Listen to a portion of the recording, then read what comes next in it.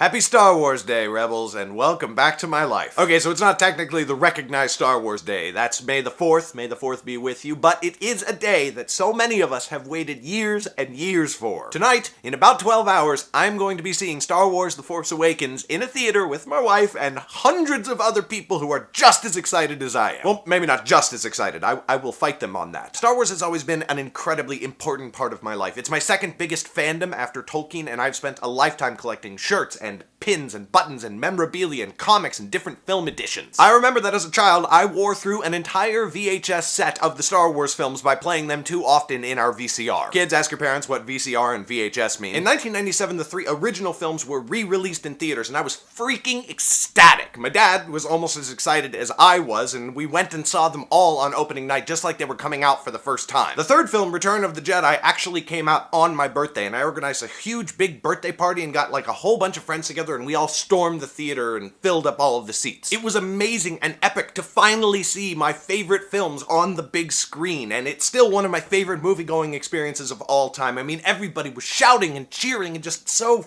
freaking excited. Then, in 1999, the prequels hit. I was 13 years old, and like a lot of young Star Wars fans, I actually liked Episode 1 at first. It wasn't until I'd watched it a few times, in theaters I might add, and had the benefit of actually looking back at it and comparing it with the original films that I sort of realized how far I felt it had fallen from the original film's legacy. I went into Episode 2 still hopeful. I had seen Hayden Christensen in the movie Life as a House, and I freaking loved it, so I expected high things from him. And Episode 2 was better, but I definitely still walked out going, yeah, they still haven't really hit it. Sadly, I didn't even see Episode 3 in theaters. I saw it months afterwards on DVD. Kids of the future, ask your parents what DVD means. That being said, the prequels did introduce me to 3 favorite actors who have remained people that I continue to want to go and see their movies. Natalie Portman, Ewan McGregor, and Liam Neeson, who I think were, in many ways, the highlights of those films. And with the years between then and now serving as a sort of cyst, I can sit through the prequels with my kids without squirming in my seat too badly. And now, it is time to return to a galaxy far, far away, and I am so ready. I am so ready for this. I am so prepared for these films to finally be awesome again. But then again,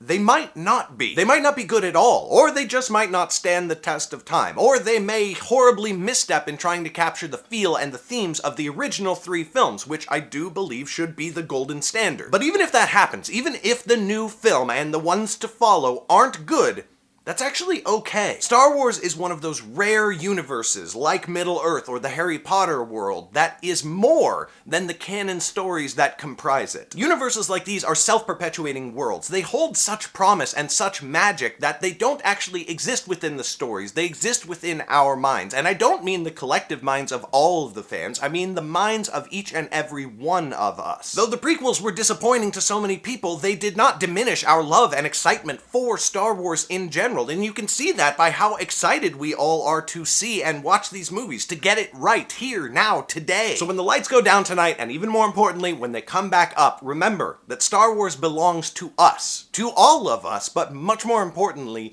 to each of us. And whatever happens when the credits start to roll, whether it's a chorus of boos or deafening applause, that is not going to change. Thank you for watching, Rebels. I'm so freaking excited, and I will see you all tomorrow. Bye!